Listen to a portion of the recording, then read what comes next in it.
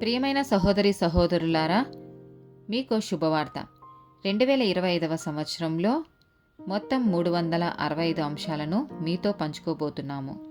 జనవరి 1వ తేదీ నుండి ప్రతిరోజు ఒక అంశము మరియు దానికి సంబంధించిన వాక్యమును పంచుకుంటాము. దయచేసి ఆ వాక్యములను వినండి, ధ్యానించండి మరియు ఆశీర్వదించబడండి.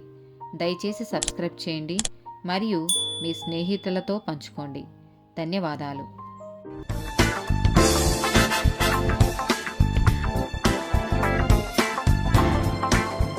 ప్రియమైన సహోదరి సహోదరులారా, 81st డే టాపిక్ అప్పులు.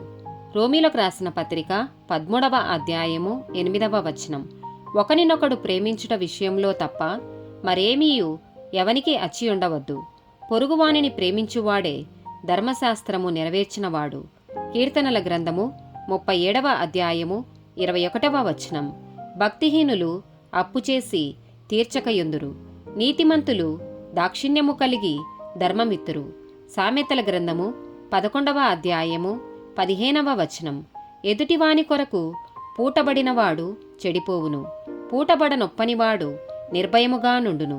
నిర్గమకాండము 22వ అధ్యాయము 25, 26 వచనాలు. నా ప్రజలలో నీ యొద్ద నుండు ఒక బీదవానికి సొమ్ము అప్పిచ్చిన ఎడల వడ్డీకిచ్చువాని వలె వాని ఎడల జరిగింపకూడదు, వానికి వడ్డీ కట్టకూడదు. నీవు ఎప్పుడైనను నీ పొరుగువాని వస్త్రమును కుదువుగా తీసుకొనిన ఎడల సూర్యుడు అస్తమించు వేళకు అది వానికి మరలా అప్పగించుము.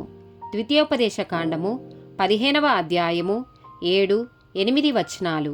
నీ దేవుడైన యెహోవా నీకిచ్చుచున్న దేశమందు నీ పురములలో ఎక్కడైనను నీ సహోదరులలో ఒక బీదవాడు ఉండిన ఎడల బీదవాడైన నీ సహోదరుని కరుణింపకుండా నీ హృదయమును కఠినపరచుకొనకూడదు.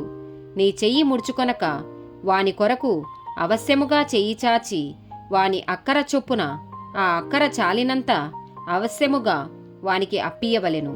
ఆమేన్.